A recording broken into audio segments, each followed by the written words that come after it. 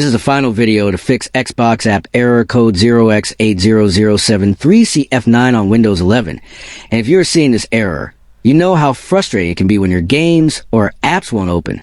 This problem usually happens because Windows blocks the app from installing or updating properly, often due to permission issues or corrupted files.